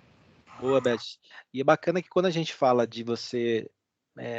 fazer uma análise, aí que seja minuciosa, entendendo o problema, isso facilita muito na concepção do Kaizen, tá? Quando você tem uma melhor análise da situação atual, quando você vai fazer análise de causa, fica muito mais fácil, porque você já apurou tudo, você sabe, né? Então, a análise de causa sua, para você chegar nos problemas, nas causas raízes, e ter uma concepção de ideias que facilite o Kaizen, se torna muito mais fácil.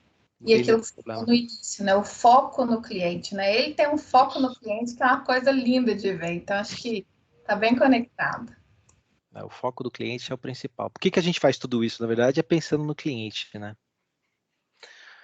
Bom, eu vou trazer agora um outro case, só que agora não é mais momentâneo, porque embora a gente falou do Quixote, eu nem sei se tem alguém aqui que tem Quixote. Mas... a gente sabe que aí pelo menos o Rodrigo já usou em algum momento aí, já jogou o futebolzinho dele com o Quixote, né, Rodrigo? Achei que você ia falar que eu tinha, né? Já usei. Já usou, né? Até de repente guardamos, né, Rodrigo? Alguém tem guardado aí? Filho. Mas, ó, antes de entrar no próximo, que é outro case agora de sucesso, eu queria fazer uma pergunta aqui, Beth, me ajuda aí. Alguém aqui tá de chinelo havaiana? Ou tem chinelo havaiana na sua casa? Pode levantar a mãozinha aí no chat, gente. Ó, eu já vou levantar a minha. Eu gostaria... Você tá de havaiana? Mostra aí, claro. Beth. Peraí. Cadê? Sim, claro. Com certeza sempre vai ter gente com havaiana aí, né, gente? Olha lá. Ó, havaiana. É top. Vamos lá. O nosso case de sucesso agora, eu vou falar um pouquinho sobre a havaiana. E o André no chat. Tá bom. Isso, ó, gente, quem tá tira uma foto do seu havaiana, coloca aí no chat aí pra gente colorir nosso quadro hoje. Bom, vamos lá ver um pouquinho desse case aqui.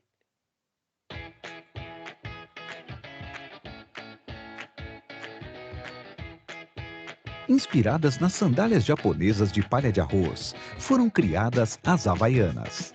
Feitas de borracha, mas levando um símbolo da sua origem na sola. A borracha também carrega outros segredos. Uma fórmula única que fez de Havaianas uma referência mundial de qualidade.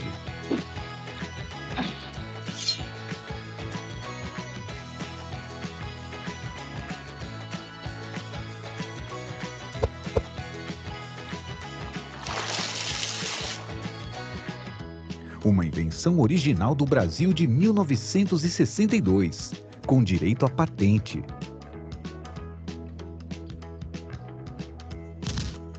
Logo vieram as cópias. Mas ninguém se deixou enganar. Cuidado com as fajutas. Legítimas, só Havaianas. Na década de 80, as Havaianas eram tão populares que entraram para a lista do governo federal como item básico para a vida dos brasileiros. Naquela época havia só um modelo de Havaianas. E para ter uma sandália de uma cor só, os brasileiros começaram a virar a sola para cima. Surgiu então a ideia de criar um novo modelo em diversas cores. E mais do que nunca, as Havaianas já calçavam os pés de todos os brasileiros. Foi quando na TV ficou claro que entre anônimos e famosos, todo mundo usa. O crescimento não parou e novos modelos começaram a ser lançados. E surgiram as Havaianas Brasil, levando nossa bandeira com orgulho nas tiras. Oi, Fernanda! Hey, how are you? Good and you? As Havaianas foram parar até no tapete vermelho do Oscar em Hollywood. Entraram para o livro dos recordes, o Guinness.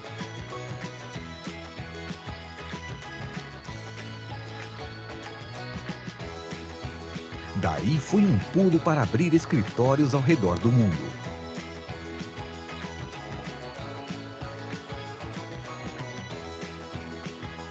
O crescimento continuou e já nos anos 2000 surgiram as lojas Havaianas por todo o país. Mas não foram só as lojas que surgiram. Novos produtos também foram criados.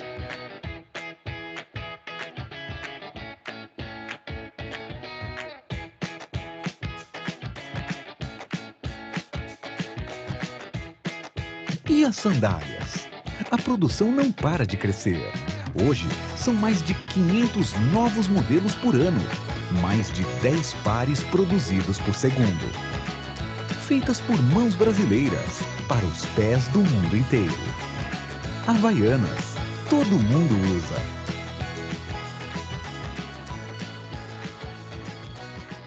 Que legal, gente. O meu pai tem que ser aquela primeirinha lá, tá, gente? Branquinha, com azul. Agora, é incrível quando a gente vê, cara, que um produto brasileiro, nacional, né, enraizado da nossa cultura, ali atingiu essa dimensão. Aí eu queria fazer uma pergunta para vocês, antes de falar um pouquinho desse case da Havaianas e a gente continuar. Quais as diferenças que vocês perceberam entre, né, o antigo quichute para a Havaiana? A gente está falando de um período onde a Havaiana começou muito antes, que era a azulzinha, né? Que foi falado aqui, a azulzinha, tira, né? De tira branca, e quando você não queria, você invertia a sola, jogava a sola para cima e bora, vamos lá, tua cor diferente. Mas o que isso arremete para vocês? Assim, o que a gente percebe de diferente? Eu acho que ela soube se reinventar. Isso.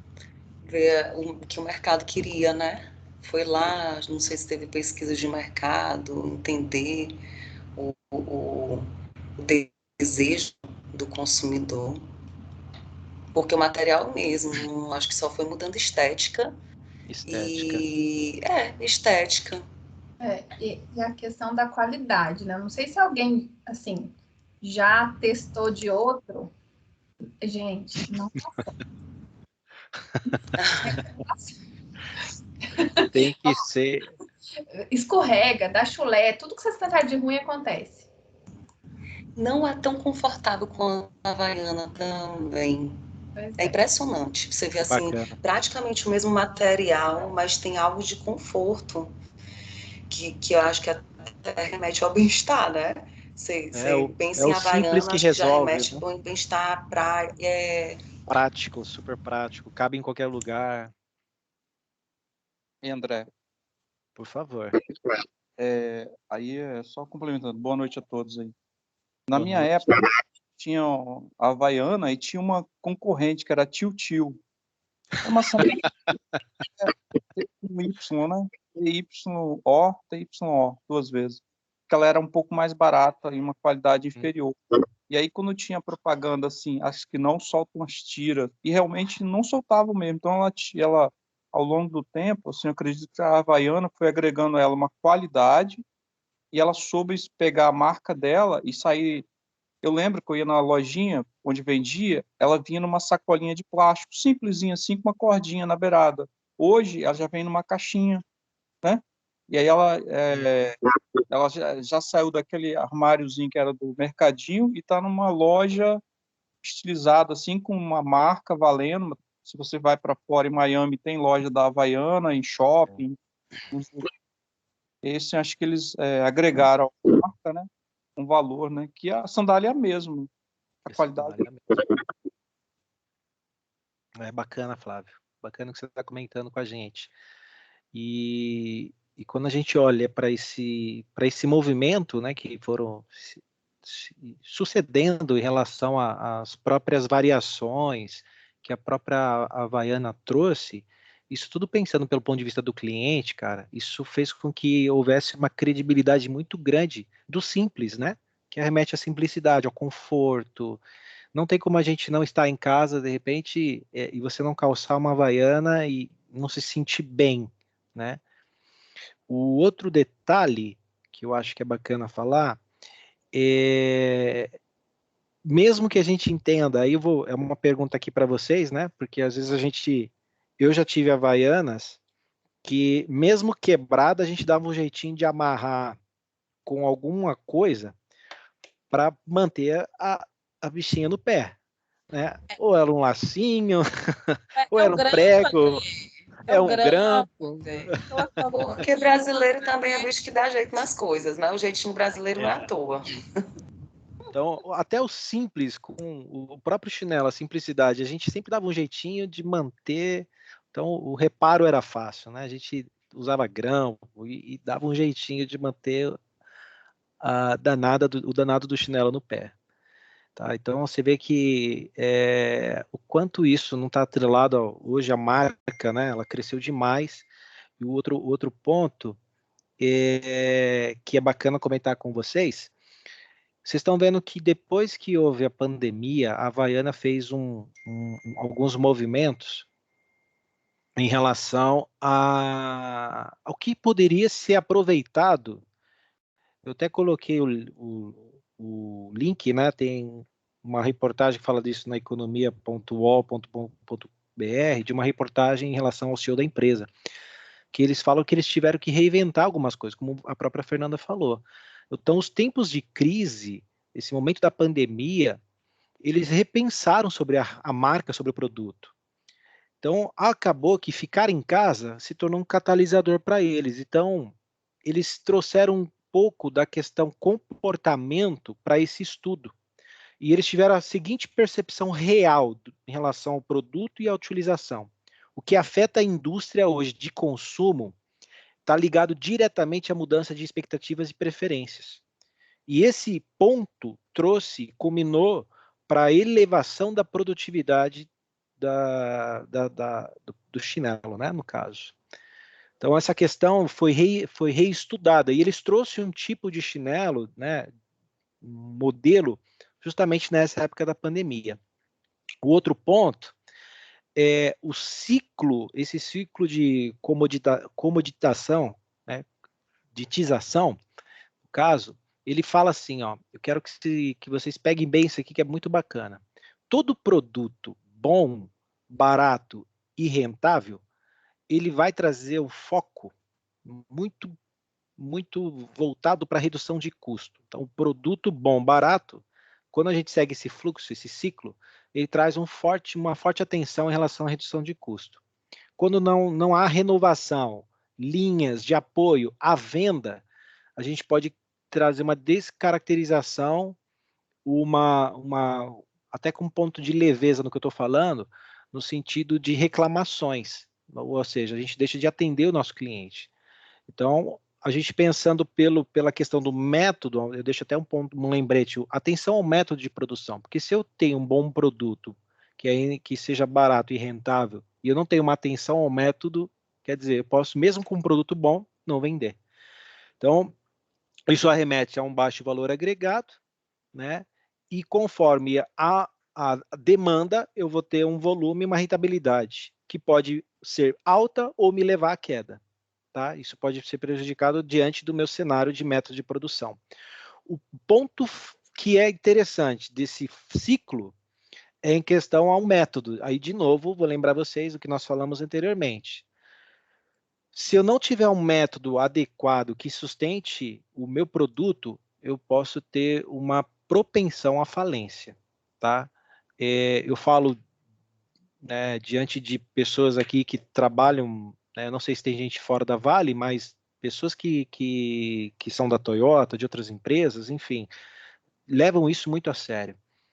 Então, o que eu faço hoje, que está relacionado, intimamente relacionado com a caracterização, por exemplo, de um dojo que quer aperfeiçoar o método de produção para caracterizar que realmente o seu produto, embora barato, tem uma rentabilidade, que traga, né, dentro desse ciclo, né, um aumento do seu volume e uma rentabilidade da empresa. Ou seja, a gente acaba assegurando os lucros, cumprindo o nosso papel social e assegurando a sustentabilidade da empresa. Então, esse ciclo aqui ele acontece em todo o tempo. O ponto falho que a gente não pode deixar de ter atenção em relação ao método. Outro detalhe importante, vocês estão vendo aí o preço básico, como eu falei, deixa eu pesquisar aqui, quanto que custa uma Havaiana meio que a lá Vitória, a lá São Luís, né, o pessoal de São Luís aí, né, você vê que é um chinelo bem transado, ele custa R$16,90, tá? Esse preço aqui eu consultei hoje na Amazon. E tinha vários modelos. Na Paraíba, lá na minha terra, onde fabrica, você compra de 8. Olha, tá vendo? Opa, vamos lá, na gente. feira. Ó. Agora, a não ser que vocês tenham cacife para comprar um da Versace de 7.674, né? Não sei, aí eu não posso falar da vida de particular de cada um aqui, mas você vê o custo-benefício de um chinelo simples, que tem uma rentabilidade para a empresa, e aí você viu isso no vídeo, né? A expansão, a capacidade de expansão dela é muito forte, a não ser que a gente queira, de repente, partilhar de um chinelo desse aí, ó, com essa marca Balenciaga aí, Balenciaga, que custa nesse valor aí de até 6.000, 7.000 reais. Tá? E quem quiser, fique à vontade, eu estou compartilhando aí até o vídeo institucional dessa empresa, ou seja, da Versace ou da Fendi, que tem esse custo aí. Para você ver, e eu quero comparar aqui, os valores, né? Quem tem pode, beleza, não há problema, tá? Pelo menos para mim não tem problema nenhum. Mas o simples que funciona, o simples que traz conforto, o simples que é feito com amor, com monozukuri, com dedicação, que está atrelado a toda uma campanha, que atende ao cliente. Cara, quando você entra numa loja da Havaiana, acho que em qualquer lugar do mundo, você entra num lugar aconchegante, que te recebe bem, que valoriza o cliente, né, que te provê de recursos e ali, né, é tão gostoso quando você entra numa loja. Tá? E o outro ponto, hoje você encontra até na mercearia do Coelho, Havaiana. Tá? É mercado, é hipermercado, é fora do Brasil, é e-commerce, enfim, cara, você tem uma infinidade de lugar que você compra esse danado. Tá? Eu coloquei na mercearia do Coelho, pesquisei, cara, onde que vende esse chinelo? Aí eu achei a mercearia do Coelho e falei, cara, ele tá vendendo um Havaiana também. Não postei o local dele aí, tá? Não sei se alguém conhece, não sei se é em qual região do Brasil, mas eu falei, pô, cara, que bom que ele tá vendendo Havaiana, entendeu? Entendeu a importância, né, o significado da marca, e isso com certeza traz rentabilidade para os negócios dele. Então, assim, pode falar, Beth. Duas coisas. Primeiro, o nosso colega Pablo, que está aí conosco, não sei se ele está com a oportunidade de abrir o microfone, mas ele comentou Legal. a oportunidade de começar a carreira na fábrica de Montes Claros, né? Da fábrica da Havaianas de Montes Claros. Bacana. Que legal, cara, que legal. Quer compartilhar com a gente, o Pablo, fica à vontade. Isso. É bacana ele falar como que é, né? Trabalhar na Havaianas, de repente.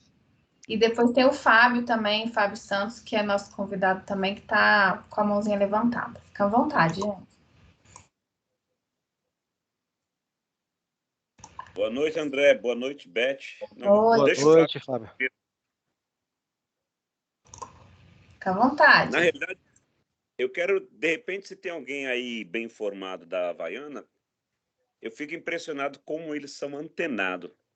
E isso remete a gente ser antenado exatamente o que está acontecendo na Vale e a gente ser preciso na hora de falar algumas coisas lá no dojo ou comentar sobre algum acidente, né? Isso é importante. Quando me falaram que a Havaiana é uma empresa antenada, me deram o seguinte exemplo. Fizeram aquela Havaianas Brasil na Copa de 1998. Foi. E aí o Brasil perdeu a Copa e ficou encalhado milhões de sandálias havaianas porque o Brasil tinha perdido o jogo. A Copa do Mundo na época, né? Aí o que foi feito o marketing? Pregaram e fizeram uma campanha usando a marca Sandálias Havaianas Brasil e depois se tornou uma das marcas mais vendidas da Havaiana. Eu só queria saber se alguém pode me confirmar, junto com o Flávio aí, se realmente isso procede, essa informação. E se for realmente isso, como que você consegue pegar um produto que está encalhado, algo que aos olhos das pessoas dariam totalmente errado, de repente o camarada consegue reverter e se tornar uma das sandálias mais vendidas da Havaiana. Se o Flávio conseguir confirmar isso para a gente aí.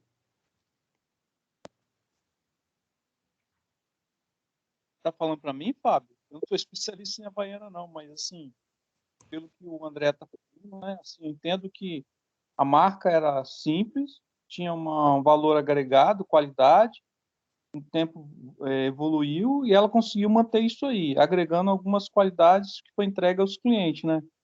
Assim, ela não perdeu o time do tempo, né, e foi se aprimorando. Hoje, como eu dei o exemplo da sacolinha, né, antes vinha na sacolinha, a gente era mais simples no início dos anos 80. Então, você ir comprar algo numa sacolinha na loja era normal. Hoje, você quer chegar lá e comprar ela na caixinha, uma bacaninha, porque o tempo vai pedindo isso, né? Então, assim, acho que esse antenado ao tempo, né, que vai evoluindo, e aí posso associar a Kaizen, né? A gente está aplicando de melhoria do produto, ou até mesmo as cores, a forma. Pode ver um fator interessante, assim, que pouca propaganda tem de Havaiana. Já perceberam isso? Quase não tem na televisão, né? E ela continua aí, né? E continua aí. Exatamente. Ó, o Pablo, acho que vai conseguir falar agora. Estão me ouvindo aí? Tá, mas eu tava com um probleminha aqui, eu reiniciei e voltei, que eu acho que conseguiu. Eu ouvi o que o bom, primeiro, boa noite, né, pessoal? Eu vi o que o Flávio falou, é bem isso mesmo, sabe? Tem várias histórias, né? Mas a que sempre falou pra gente, né, quando a gente trabalhava lá, que a fábrica, né, em Montes Claros foi inaugurada em 2013, mas a grande virada de chave, a grande sacada foi em 2005 para 2006, né? Numa viagem do presidente, na verdade, ele foi presidente depois, mas antes disso ele era diretor de marketing, e numa viagem à Europa tinha um ator, que eu não me recordo qual que é o nome, num quiosquezinho, né, eles tinham começado a expandir, não em loja física, mas em os quiosques, física sim, os quiosquezinhos, né, no meio da rua mesmo, pequenininho, 30, 40 pares, né, e diante daquilo ele teve, né, um clique e essa mudança de mindset, falou, pô, o cara sai lá do Brasil, tem a oportunidade de comprar o calçado, ele não tá comprando nada, tá vindo aqui por hora pagando muito mais caro, então isso aqui tem... Então saiu daquele, né, daquele nicho das classes, né, mais... Porque antes a Havaianas, né, era um pouco mais barato, hoje tem de todos os valores, na verdade, tem de todas as classes, mas a grande virada foi justamente aí nessa viagem, né, que o na época diretor e depois presidente da empresa fez a Europa, que teve essa mudança aí de pensamento, essa mudança de mindset, e aí falou, vamos fazer um negócio mais elaborado, vamos ver o que dá. E aí deu no que deu, né? Não, fantástico, gente. Bacana você estar compartilhando isso, né? Você mesmo diante de um cenário, né? Como vocês viram alguns exemplos que a gente comentou, né? A própria pandemia, a gente, vamos pensar pelo lado pessoal aqui de cada um, a gente acaba se reinventando em muitas coisas, né? A pandemia também trouxe um senso apurado de mudança, né? A gente teve que quebrar alguns paradigmas, se acostumar com algumas coisas. Com certeza a Havaiana também, né? O seu branding de nicho, de produtos, enfim, é uma capacidade, você viu, são 500 novos produtos que ela lança, então uma infinidade de cores, né? Isso com certeza traz. Você fica até indeciso quando você vai procurar um modelo, porque é uma variedade incrível que ela tem. Então, essa capacidade, diversidade de produtos faz com que ela tenha essa notoriedade tão grande. Obrigado pelos comentários, né? Obrigado também. Quem que falou agora há pouco? Foi o... Foi Pablo. Pablo, obrigado pelo seu comentário. Legal saber que você trabalhou na Havaiana, né? E com certeza você deve ter aprendido muito também. Ah, com Muito certeza. obrigado. Daí, só deixar mais um adendo aqui, né? Que antes você ia igual você falou, você ia na gôndola de supermercado, tinha 3, 4, 5, 10 modelos de sandália, né? Exato. E aí, uma das metas, né? E assim, eu acho que não tá tão difícil, né? Eu até participei do início desse projeto, era por você, como cliente, ter a possibilidade de entrar no site, escolher o modelo, a forma que você quer. Hoje tem um portfólio definido, mas igual você faz o carro, né? Eu quero montar meu carro. Então, esse é o grande desafio. Se tem um mix muito grande hoje, a ideia é que esse mix aumente muito mais para frente, né? Eu acredito que nos próximos anos deve atingir essa meta aí. Exatamente. Obrigado aí. Ainda mais de método, né, André? Exato. Por mais que a gente tenha o melhor método, se a gente não produzir resultado, Beth, então a gente tem que pensar aqui em conjunto agora, né? A gente está caminhando para o fim, está sendo bacana hoje nosso primeiro Ikigai do ano, 2022. Não adianta a gente ter o melhor método, melhor time e o negócio lá no final não sair resultado e o cliente não ser satisfeito. Tá? Eu trago até uma lembrança, quem teve lembranças como eu tenho desse time, né? Eu ouvi muito meu pai falar dessa seleção de 82, que foi a melhor seleção de todas, realmente, assim, era formada por grandes craques. Como diz até, foi intitulado isso, os jornais, revistas falavam desse time antes da Copa do Mundo, né, dessa seleção. A gente relembra essa equipe que não ganhou, mas como diz o jornal, ela encantou. Então, será que vale a pena a gente encantar e não ganhar? Ter bons métodos e não ter resultado? Tá? Então, eu trago essa ponto de reflexão para a gente, porque eu vou fechar aqui. Não basta a gente produzir produtos, eles vão mudar no decorrer do tempo, mas o significado básico do ato de criar e a missão de criação de novos produtos, o que vai se cumprir, vai permanecer o mesmo para sempre. E que isso, essa frase, que é de um presidente honorário da empresa, da Toyota, ele sempre trouxe isso pelo ponto de vista do focar em desenvolver pessoas. Ele assumiu um compromisso. A gente precisa desenvolver pessoas para continuar existindo e que os clientes sejam satisfeitos, puramente satisfeitos, pela gente atender às suas expectativas, às vezes com um método puramente simples, né? Talvez alguns casos complexos, né? Porque toda empresa tem, mas que os resultados saiam e eles sejam satisfeitos. Não adianta a gente produzir, que seja minério, carro, qualquer outro tipo de produto, e gente morrendo, gente sendo acidentada. Não adianta, o resultado tem que sair. Tá? Então eu deixo esse lembrete. E para garantir o resultado, a gente volta lá no início, Monozukuri. Paixão pelo que faz, Ikigai, brilho nos olhos, sendo empoderado, tendo responsabilidade, fazendo com carinho, com amor, como se fosse para qualquer ente querido. Só assim a gente vai conseguir garantir a sustentabilidade de qualquer negócio, empresa, serviço, produto. Bom, gente, fantástico o nosso Ikigai. Volta aí o controle com a Elizabeth Silva. Muito Hoje... bom. Peraí. Aqui, ó. Peraí. Eu gostei dessa frase aí, ó, do desenvolver pessoas. Desenvolver pessoas sempre será o ponto de início de tudo, né? Muito bom. Tem total conexão com os dojos, né? Que é a maior parte do nosso público, do Ikigai. E tem conexão também com uma pergunta que a gente vai fazer daqui a pouco, né, André? É verdade. Aí daqui a pouco a gente vai abrir aí, né, para a gente votar sobre como é que a gente vai fazer os próximos fóruns. Eu vou compartilhar aqui com vocês de novo, André.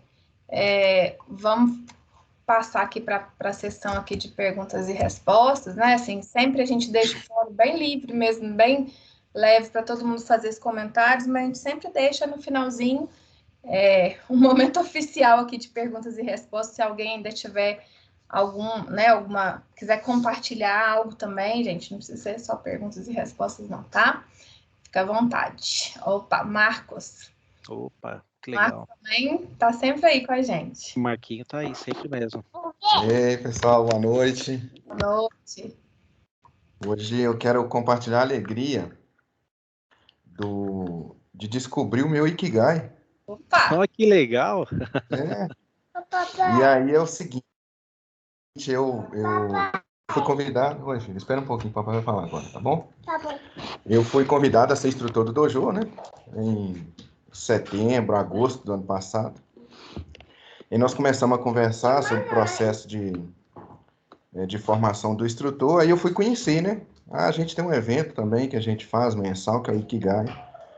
E aí eu fui pesquisar a palavra e fui assistindo os vídeos, porque já estava rolando Ikigai já há um tempo. Né? Acho que o primeiro Ikigai foi justamente o sentido do Ikigai, né? O que significa.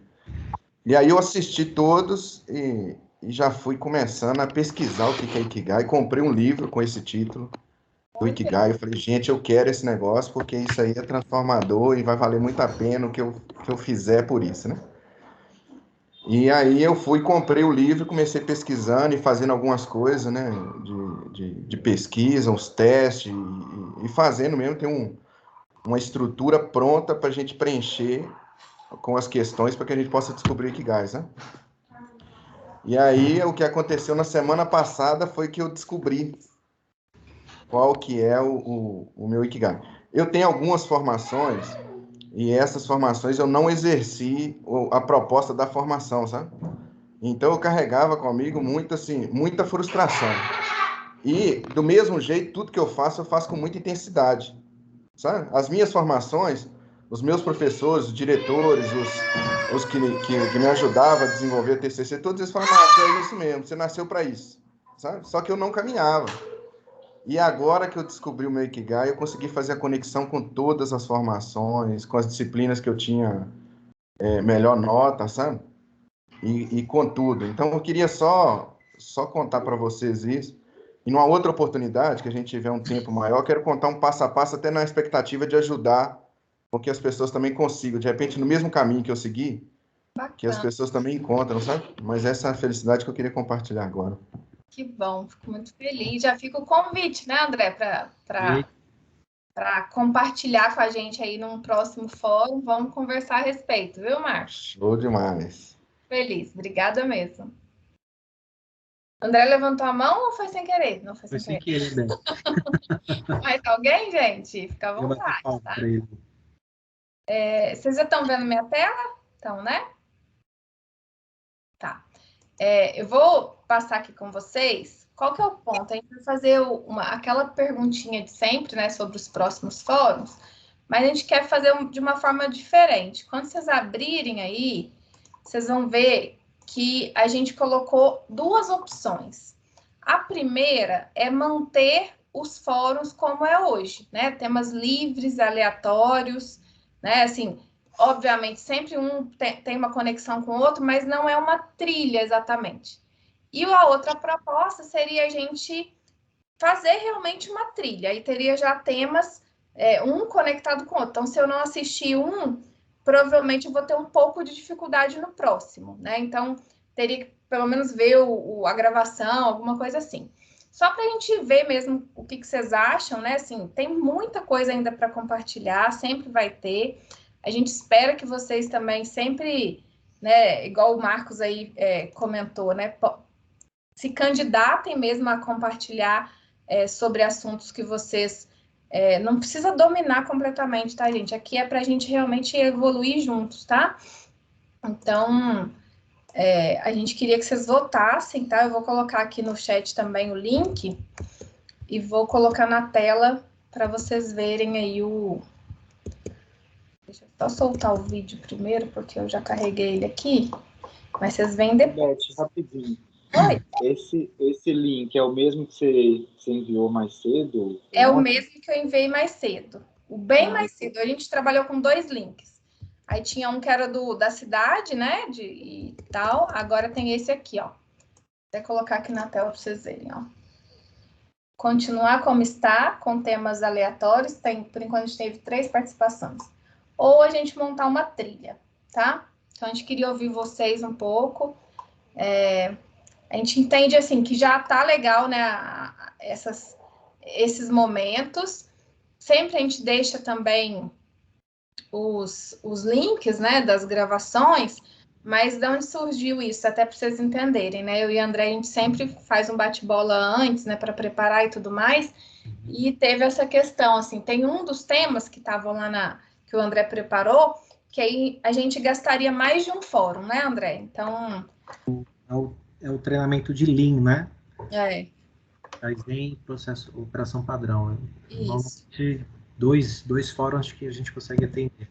Isso. E sempre tem um tema que tá, né, assim, que puxa outro e tudo mais, então dá para a gente fazer das 2 formas, né? No final das contas, a gente vai ter o compartilhamento de todos esses conhecimentos que a gente já está pesquisando e buscando da opinião de vocês o que interessa, o que não interessa, mas talvez seja uma forma, né, da gente estruturar uma trilha, ou a gente vai mantendo assim, mais para frente, se precisar, a gente muda também, gente, não tem certo, não é, e errado, é mais para a gente ouvir mesmo vocês, tá? Então, vou deixar o link aberto, não vou encerrar a votação, vocês continuem votando, por favor, só 4 pessoas votaram, deixa eu voltar aqui para a tela para o QR Code, mandei, não mandei ainda, né? Deixa eu ver se eu mando aqui, ó, tá no chat também o link, tá, para votação, pra vocês ajudarem a gente a estruturar o próximo fórum, ok? Aqui você decide. A gente tá assim agora, nessa pegada, ó, então, vendo que o pessoal tá... Ó, o pessoal gosta desse jeito, hein, André? Tô achando que vai continuar assim. Bom, gente, obrigada aí pelas contribuições, continuem votando. E a gente faz, né, sempre com bastante carinho aí para vocês, mas a gente pede, né, igual o Marcos hoje já se candidatou, né, Marcos, a compartilhar aí isso que ele descobriu no livro, com esse questionário e tudo mais, e até mesmo a história, né, de como que ele descobriu o Ikigai. Eu falei isso falei hoje no início, né, André, mas eu tinha falado com o André, assim, assistindo o Adriano falar no último fórum, né, que eu tive que assistir a gravação, que eu não estava com vocês ao vivo, me veio isso, assim, Ikigai puro, assim, ele foi se descobrindo, né, ele foi vendo, foi se desenvolvendo, então, a gente tem várias pessoas, assim, né, que tem, assim, né, coincidência ou não, são sempre as mesmas pessoas que participam do Ikigai, né, Sueli? Tem Sueli, tem Marcos, eu não vou falar o nome de todo mundo, mas, assim, vocês podem ver que tem sempre as mesmas carinhas, e que bom, né, são pessoas que estão buscando conhecimento, que se identificaram aí com o tema, a gente fica muito feliz de estar podendo contribuir um pouquinho. E estão convidados também, tá? A contar aí a trajetória, como é que está se sentindo hoje, né? Como é que tá essa busca aí pelo Ikigai, tá bom? Bacana. Muito, muito obrigada. Vamos fazer nossa foto, né? Deixa eu só... Oi, gente, pode ficar à vontade, tá? Quem puder ir abrindo as câmeras aí, eu estou preparando o cenário. Oi! Tudo bem? Oi! Hoje vai ter mais gente na foto, né, Marcos? Peraí. Hein, Beth? Oi. Oi, Fábio. Se tiver a oportunidade de mostrar uma apresentação da Sueli, o jeito dela falar me cativa muito a atenção, sabe? Eu gostei sempre fico atento a ela se manifestar e ela fala com muito sentimento, propriedade, né? Então, assim, tá, Sueli, se você tiver um tema aí, nossa, eu vou ficar muito feliz de aprender algo com você, tá? Muito bom. Feliz. Gratidão demais da conta. Gostei da ideia, hein? Gostei então, vamos pensando, hein? Show de bola. Beleza? Podemos bater a foto, gente? Todo mundo sorrindo, todo mundo com a câmera aberta? Podemos? 1, 2 e... Tem alguém entrando agora lá. Ó. Ah, peraí. Deixa eu fazer essa aqui para garantir. Deixa eu pegar para cá. Só um pouquinho, gente. Tenham paciência comigo. Deixa eu só jogar ela aqui. A gente vai bater mais uma. Demora não, que tem um sorrisinho ali que já tá congelado, Beth, de uma mocinha ali, ó. Então, vamos de novo, hein? 1, 2 e... Boa. Oh. Quem quiser, gente, pode bater foto aí também. Eu tô tentando aqui, mas... Que legal. Muito, muito bom. Muito obrigada. Deixa eu copiar aqui. A gente fica muito feliz aí de ter esses momentos com vocês, né? Apesar de ser só um pouquinho, né? Mas é um pouquinho muito bom, né? E passa rápido, né? Muito, muito bom mesmo. Gente, agradecer vocês aí de novo, tá? Eu não tive como dar feliz ano novo para todos, mas eu deixo aqui minha mensagem, né? Felicitando vocês, desejando um ótimo ano novo, um ótimo 2022, muita saúde, né? Em primeiro lugar, muita paz, muito sucesso, muita prosperidade para vocês. Que Deus continue abençoando cada um de vocês aí, com as suas famílias. A gente sabe dos cuidados que a gente tem que ter ainda, né? Em relação ao Covid.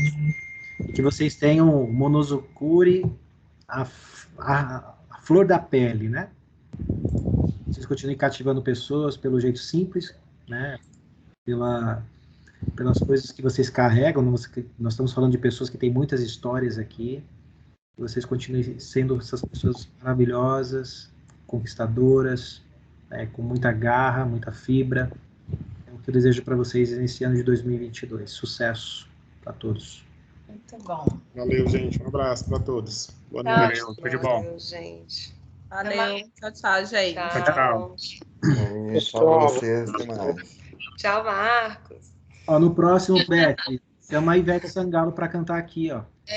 Eu prometo, gente. Olha, mas eu descobri que eu não sou boa de cantar. Eu descobri que eu sou ótima entrevistadora e locutora. Olha! Então, assim, eu já tentei cantar, não deu certo. Agora eu vou investir numa outra parada aí, de ser repórter, de repente, né? Alguma coisa locutora. Tô na fé. Ó. Hã? Pode apresentar um CCQ. Isso, gente, não? me chamem. Aí, Fernando, o dia que eu for falar sobre o Ikigai, nós vamos ensaiar para a gente fazer em modo entrevista. Isso, perfeito, pronto, fechamos. É. Vou dizer assim, Marcos, o que você acha? Qual a sua concepção? O que você tem a contribuir conosco? Isso aí, ó, tá pronto aí. Fechou. Legal. Muito obrigada, viu? Beijão. Obrigada, gente. Gratidão. Gratidão mesmo. Tchau.